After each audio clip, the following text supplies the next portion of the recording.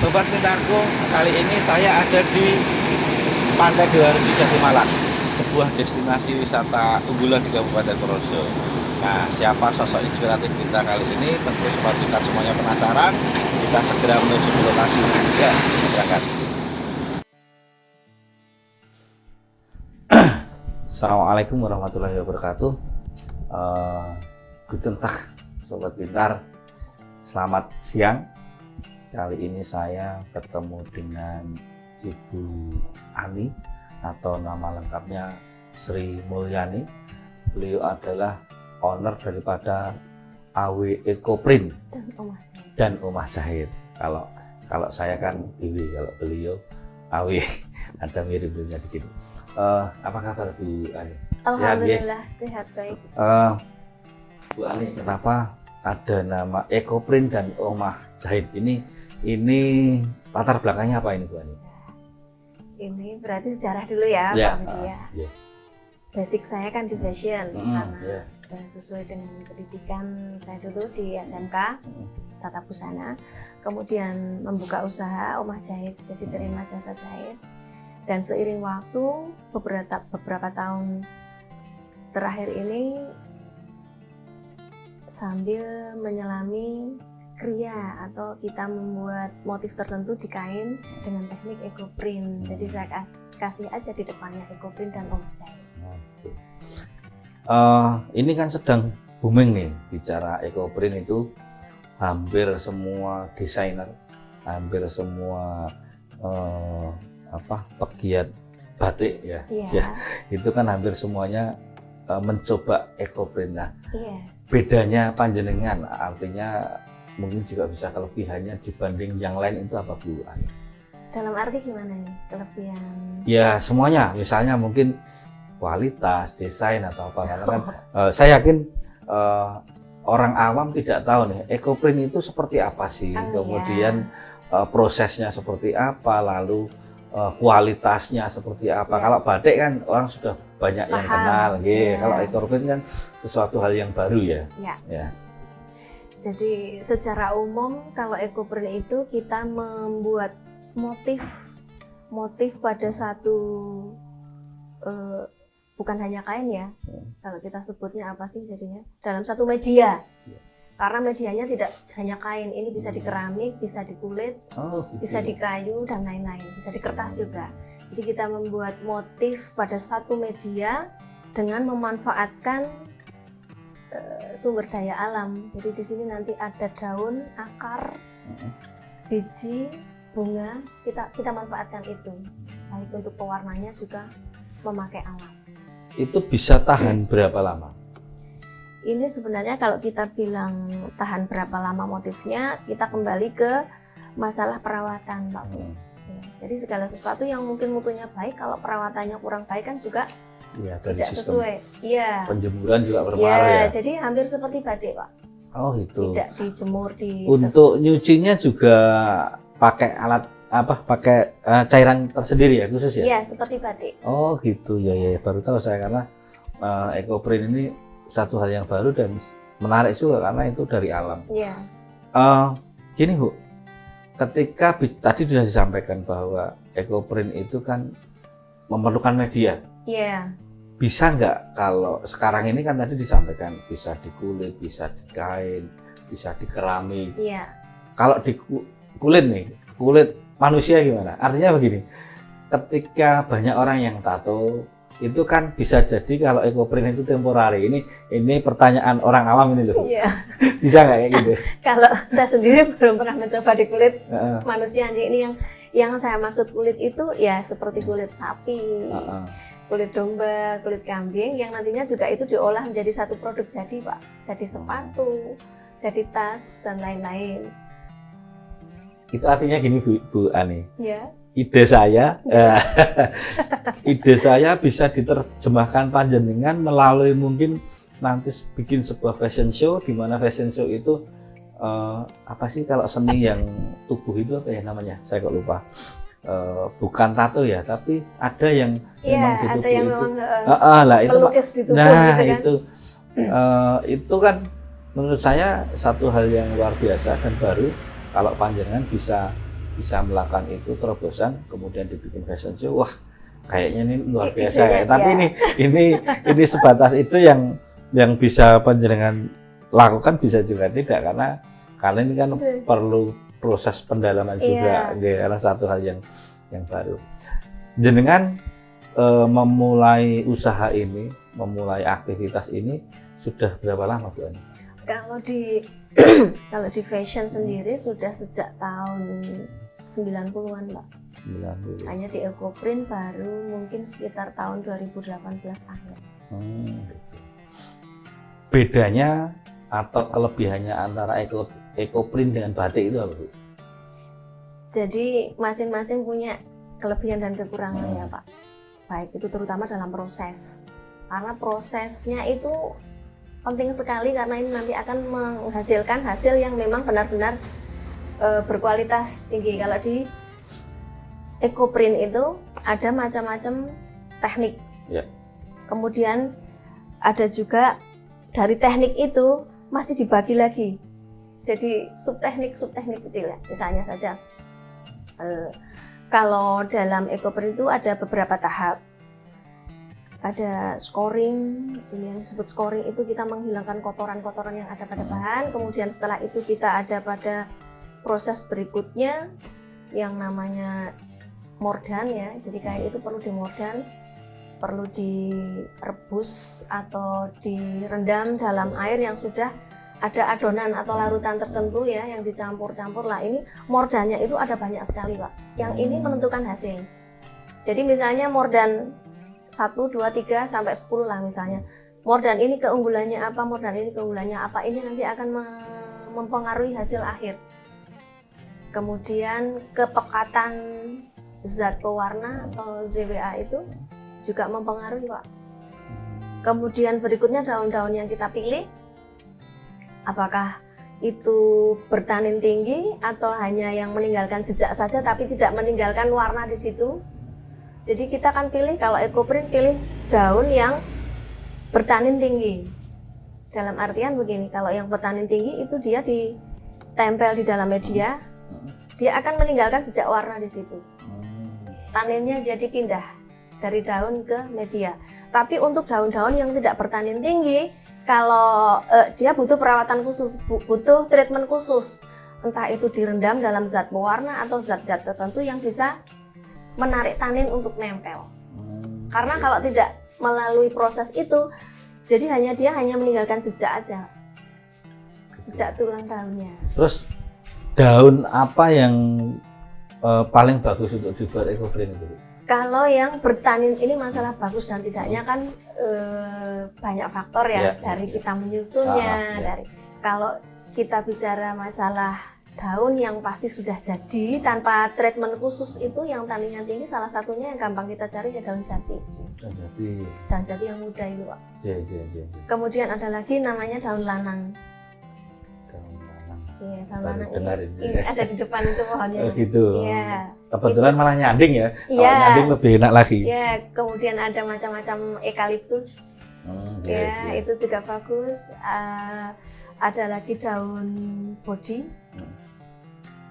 Macam-macam Pak. Itu yang saya sebutkan itu yang tanin-tanin tinggi. Kalau untuk daun-daun yang ada di sekitaran juga bisa dipakai, hanya dia butuh treatment khusus.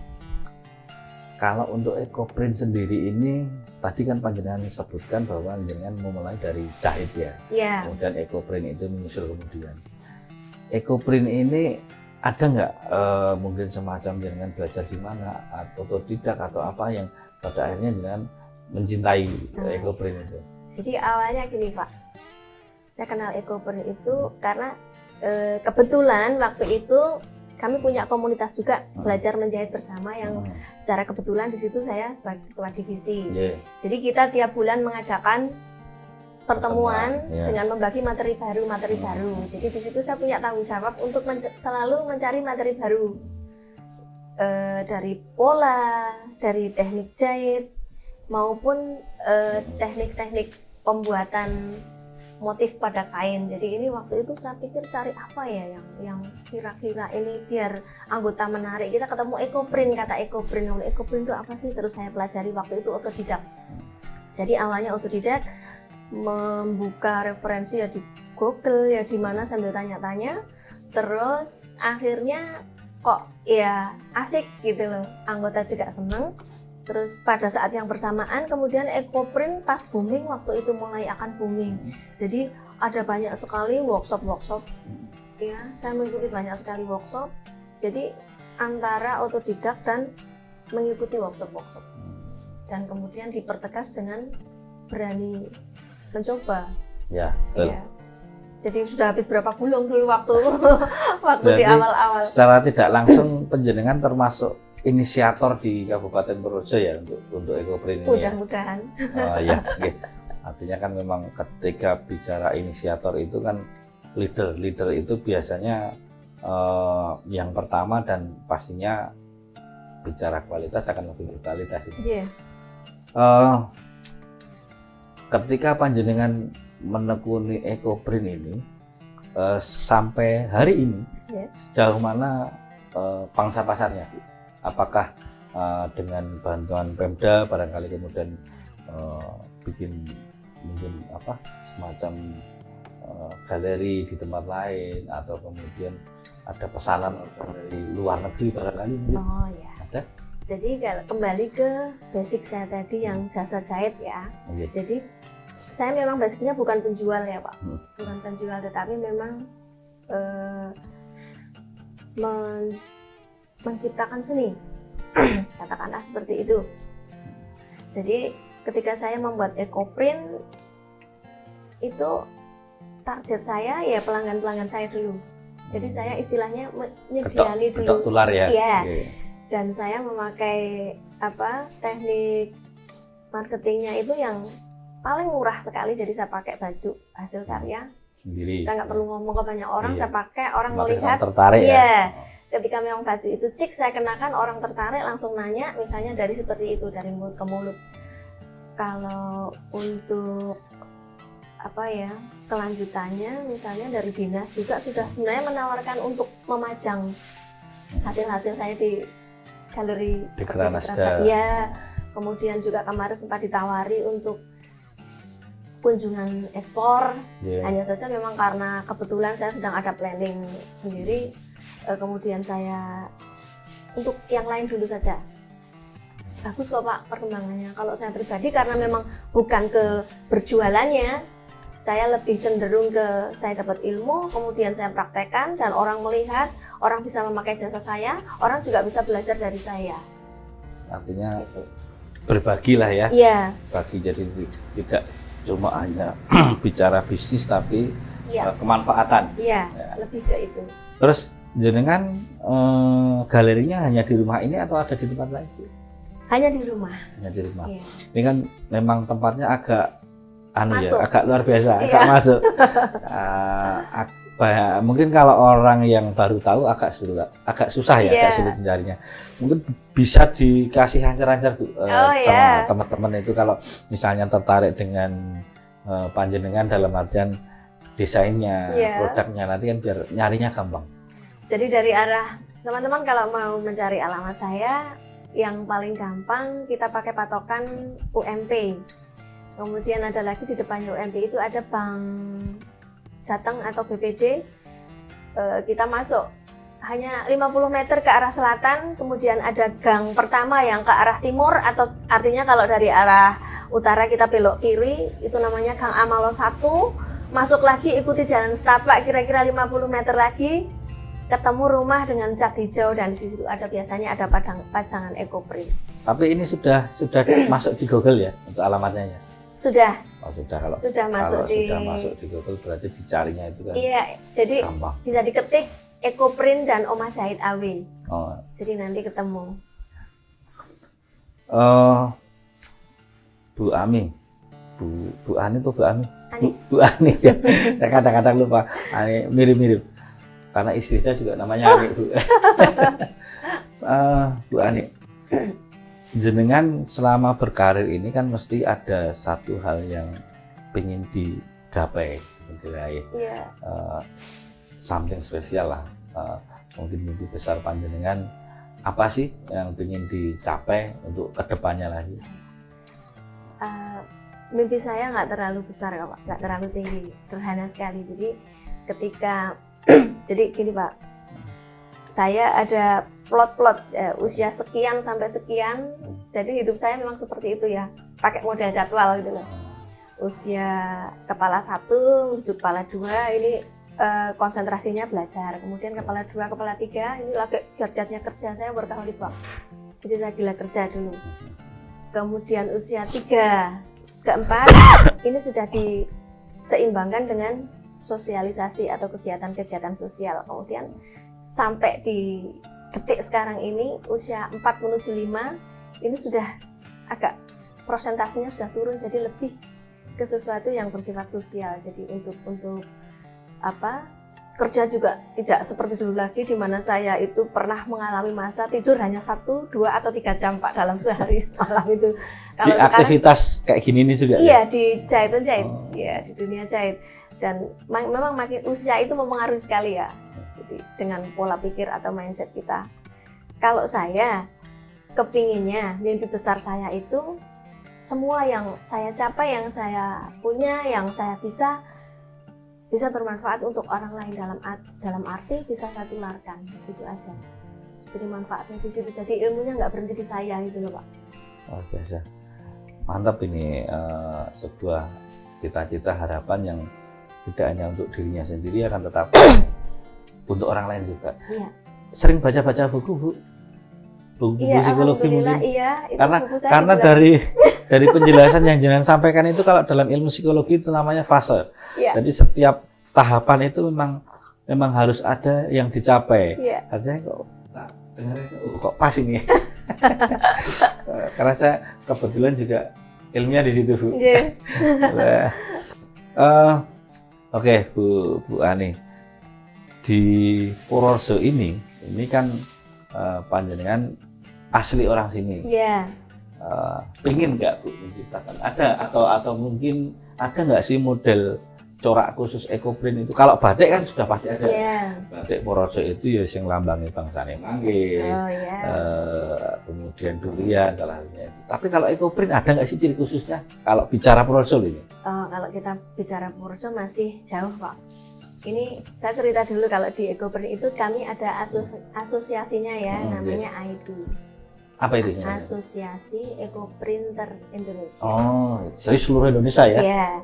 Jadi Jawa Tengah ada divisi-divisi, ada, jadi begitu. Dan di situ memang ditekankan untuk masing-masing daerah itu punya spesifik. Coba misalnya di Kebumen spesifiknya apa, jadi ekoprint tetapi ditambah apa. Betul. Kemudian di Purworejo, kemudian di mana itu masih digalakkan seperti itu Pak. Dan kita semua masih dalam rangka mencari jati diri. Jadi teman-teman ekoprinter itu sedang berusaha. Aku pun pengen punya spesifikasi tersendiri untuk ekoprintku gitu loh. Jadi biar tiap-tiap ini punya ciri khas.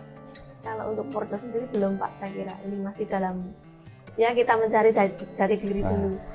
Artinya apa? Dari pertanyaan saya itu tadi kan, itu PR panjenengan dan teman-teman, bagaimana satu hal yang baru ini kemudian bisa menjadi booming ini, spesial Purworejonya itu apa? Karena kan bicara batik orang sudah pasti nggak mungkin berbicara Purworejo.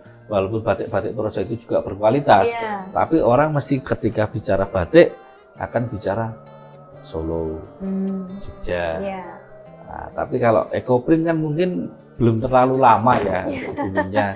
Mungkin bisa diwiwiti dari situ, diawali dari situ, yang kemudian mungkin nilai jual ekoprint khususnya Purworejo sendiri jadi akan lebih tinggi ya? Iya, jadi akan lebih tinggi. Jadi harus dimanajemen betul-betul biar supaya ekoprint ini mengangkat lah. Iya. Jadi kalau ekoprint sendiri itu sama batik, kalau sama-sama nih, dari bahan dasarnya, kemudian proses pembuatannya itu lebih rumit dan lebih mahal mana Bu? Kalau kita bicara soal mahal itu kan acuannya banyak ya Pak. Jadi selain bahan dasar dan hasil akhir, ya kan? Mungkin bahan dasarnya bagus tapi hasil akhirnya kurang indah lah, kurang ada artnya, kan harganya bisa diturun ya. Jadi perbedaan antara ekoprint dan batik, kita bicara itu dulu ya. Ekoprint itu bukan batik. karena ekoprint beda, prosesnya beda. Kalau batik itu menyertakan di situ ada pencantingan dan menggunakan lilin, sedangkan kita tidak. Nah, ini beda lagi. Kalau kita mix antara proses batik dan ekoprint, baru kita namai itu ekotik misalnya. Nah, ini baru bisa dibilang batik ekoprint karena ada dua sistem di situ, ada dua teknik. Jadi ekoprint dengan batik beda. Kita tadi sampai mana Pak? Pertanyaan malah kali.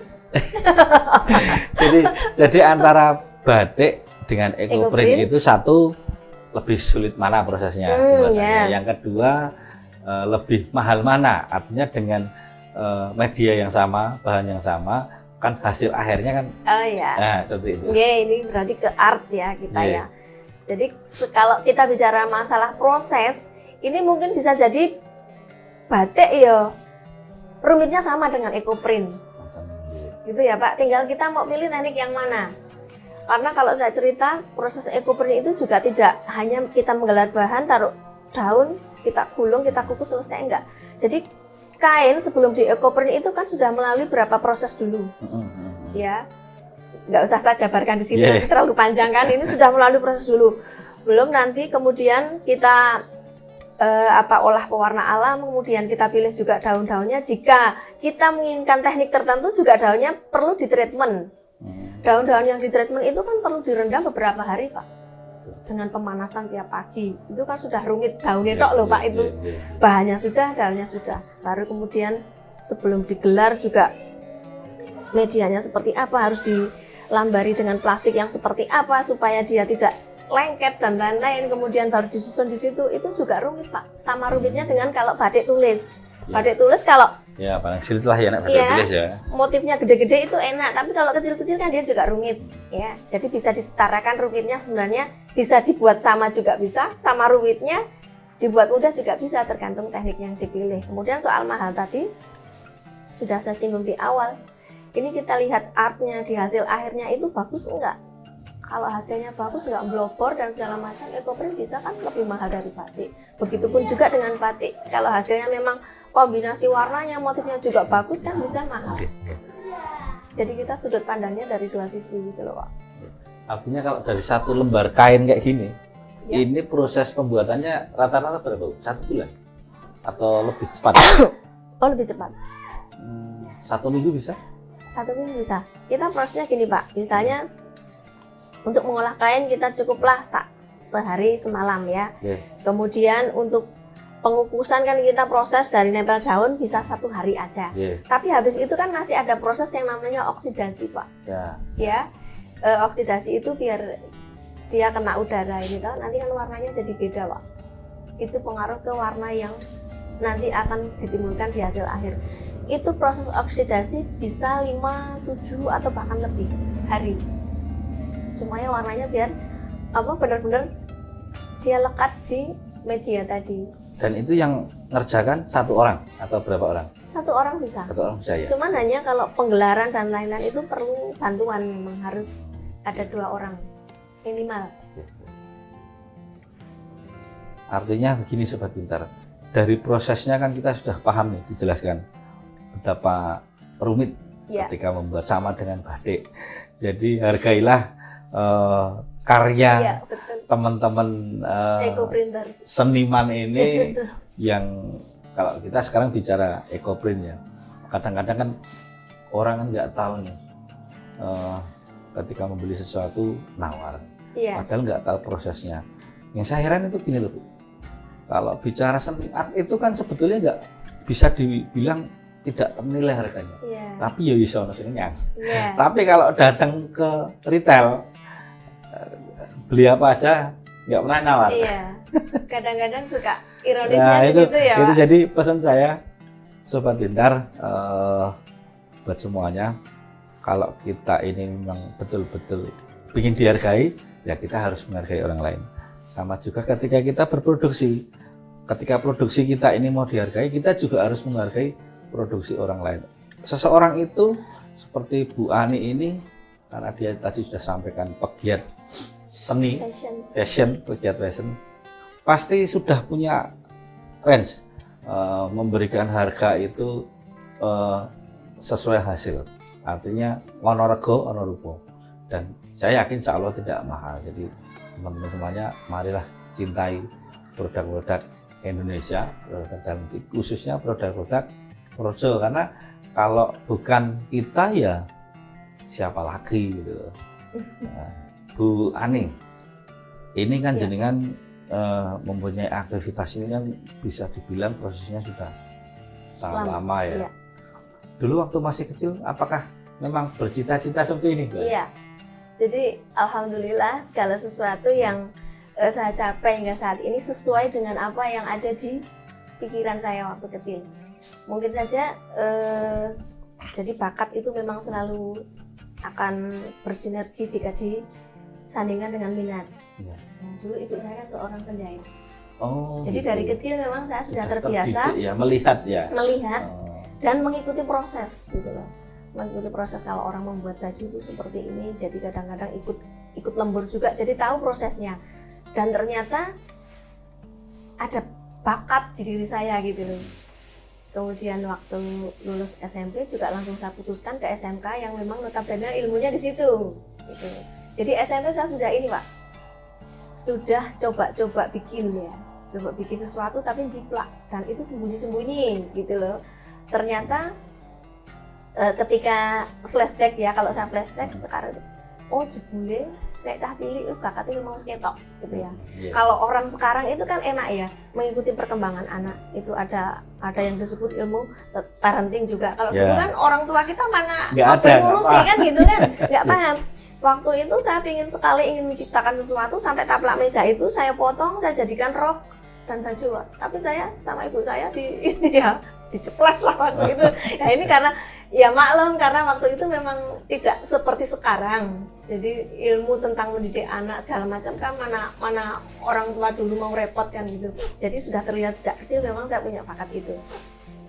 Kemudian setelah di SMK Tata Busana tahun 91 saya lulus, kemudian melanjutkan nambah kursus ya kurang lebih 6 bulan di Lembaga Pengajaran Tata Busana Susan Budiarto Semarang. Itu jadi saya di situ butuh ilmunya, merasa masih kurang di situ ya. Pengen membandingkan pola dasar antara yang di SMK dengan yang di Susan Budiarto karena saya kepingin sekali bikin baju yang bisa press gitu di badan. Ya apalagi kalau bicara fashion itu kan jangan harus up to date ya, harus selalu perkembangan sekarang itu seperti harus apa. Mengikuti. Ya gini ya. ATM ya berarti ya Bu ya, amati tiru dan modifikasi. Jadi memang betul kalau profesi orang tua itu kita secara langsung nggak sadar bahwa anak-anak itu akan menurun, karena anak-anak itu kan pasti akan melihat. Dan ketika saya amati biasanya orang tua itu kalau orang tuanya seorang ABRI, TNI Polri itu nanti anaknya juga 1 atau 2 itu pasti akan menurun. Jadi juga dokter penjahit, nah, luar biasa. Artinya apapun profesinya kalau ditekuni dijalani insya Allah pasti akan bermanfaat untuk orang lain. Bu Ani, tadi kan saya sudah tanya terkait harapan, cita-cita ketika dengan berkegiatan di sini, ada nggak sih keinginan untuk lebih mengembangkan proyek penelitian mungkin sampai ke luar daerah? Karena kan tadi untuk ngurusi di lokalan saja itu udah repot nih, dari getok tular, kemudian banyak pesanan-pesanan yang memang harus dikerjakan. Tapi kan tidak menutup kemungkinan juga ketika bicara karir, kemudian profesi panjenengan ini bisa meningkat lagi kalau memang ada ini kan sudah ada labelnya nih, sudah ada brand, sudah ada brandnya, artinya brand itu kan bisa lebih dijual lagi. Ada nggak sih keinginan untuk membuka di tempat lain? Kalau ditanya soal itu di usia saya yang sekian, saya lebih santai Pak. Usia Anda berapa? Coba tebak berapa? 53? 49. Oh 49 ya, kaca ini 49. Ya jadi sudah tidak terlalu ini ya Pak. saya seorang yang perfect itu pertama ya. Iya. Dan segala sesuatunya itu harus tertata rapi, harus ada planning gitu, di kehidupan saya. Gitu. Kemudian didukung saya workaholic dan perfect. Ya.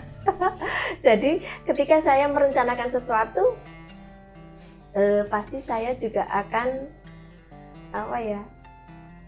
menekan ambisi saya di situ, supaya saya tidak di kemudian hari ketika itu tidak tercapai, saya nggak terlalu kolaps kan gitu. Berarti Jadi, memang secara tidak langsung progresnya itu berdasarkan program yang penjenengan susun ya. iya, Jadi nggak bisa secara spontan gitu, misalnya kalau bicara produksi ini ya, iya, jenengan reng-reng dulu, atau kemudian kalau spontan itu kan berarti wah langsung diterjemahkan gitu, nggak bisa ya? oh, gitu bisa, ya? bisa Bisa juga, kalau itu ya? bisa juga. Hanya itu kembali ke masalah yang lebih prinsipil Pak, yang segala tertata rapi, yang perfect itu sesuatu yang bersifat prinsipil. Tapi banyak juga sih dalam hidup saya segala sesuatu yang dadakan, yang macam gitu juga bisa Pak. Jadi saya nggak terlalu muluk-muluk sih, biasa aja. Yang penting kalau saya step by step itu saya lampaui sesuai dengan sempurna, sesuai dengan apa yang ada di reng-rengan saya, di draft saya gitu loh Pak. Ketika itu sudah, kemudian saya akan pertahankan mutu dulu. Ya, karena kalau kita bicara mahal murah itu kan perbandingannya dengan mutu Pak. Iya, betul. Sajane ya, tidak ada barang mahal meskipun kita mengeluarkan nominal berapa dikit gitu kan, jika hasilnya memang sesuai Mahal dengan... itu kalau kita suka, ada nggak mahal. Iya, jadi gitu. Jadi saya ini santai Pak, nggak yang terlalu seperti itu. Kalau toh nanti memang ada arah ke sana dan secara physically saya mampu, ya siapa takut gitu. Nah, terakhir nih Bu Ani, di depan tadi kan panjenengan sudah banyak ngobrol Ya. terkait aktivitas panjenengan, kemudian kemanfaatan, ada sisi profit orientednya, Ya. ada juga sisi sosialnya. Nah, kami dari Gubuk Pintar Purworejo ini kan memang betul-betul di bidang sosial. Kami memberikan pelatihan bahasa asing di wilayah Kabupaten Purworejo, terjun langsung ke desa-desa.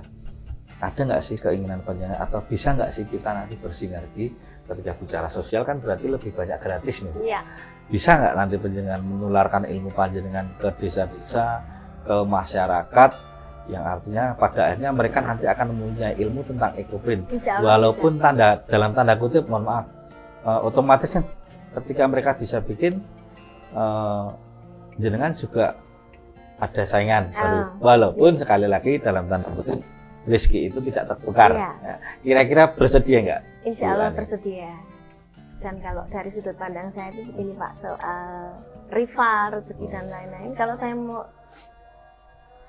membagikan ilmu, baik itu berbayar ataupun tidak, saya ngerasa itu saya seperti mencarger ilmu saya sendiri gitu. Ya.